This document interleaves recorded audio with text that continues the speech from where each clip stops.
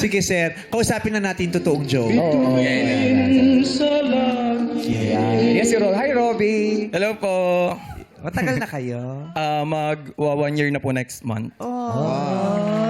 Sinong nanligaw? Ako po. Saan mo siya nakilala? Social media po. Kasi ano po siya, influencer po yun siya. Bad influence. Anong message mo sa kanya? Nag-comment po agad ako. Sabi ko, mine yan, mine. Mine din yan. Ninayin agad ako. Ninayin. Tapos nung nabasa mo yung comment niya, Sabi ko, tinignan mo yung profile. opo. Sabi ko, sige, sure, sa'yo na. Agad.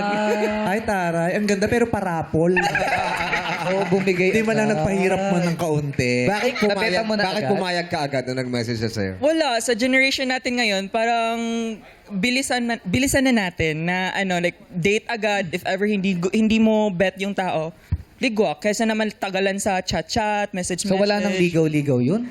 Yung ligaw nun, parang after ng date na namin. Ganon. Date na sila agad date para na.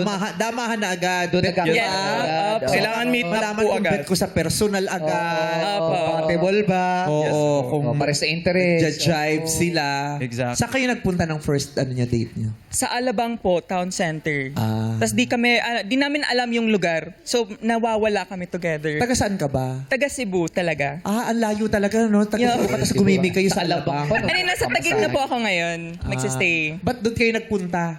Kasi yun po yung halfway namin. Tapos parehas po kami hindi marunong mag-commute. So naghanap kami ng mall na nasa gitna talaga namin. Tapos yun. Kaya pala town center kasi nasa gitna. Center. Yes po! Yes! Tama! Center yun. Hindi, ang pinakagitna talaga, yung center point. May point Santa Mesa, gitnang-gitna yung center na point. Center point. Okay. Oo. Ito talaga yung gitna. Ang galing. Dati ano yan gimmick ka ng mga social yan yung Alabang Town Center. Yeah. Oo naman. Sa Festi. Festival Mall. Festival Yes. Mall. Oo. Saan tayo magkita? Sa Pesti.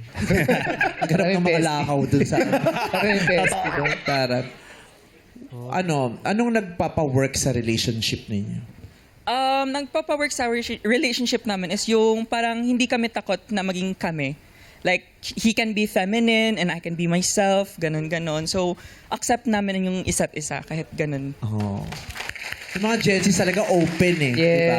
Wala silang yung dapat, yung binabox nila yung mga sarili nila. Oo. Yung ganon. Open. Malaya. Dyan sila matatapang. Correct. Yeah. Exploratory.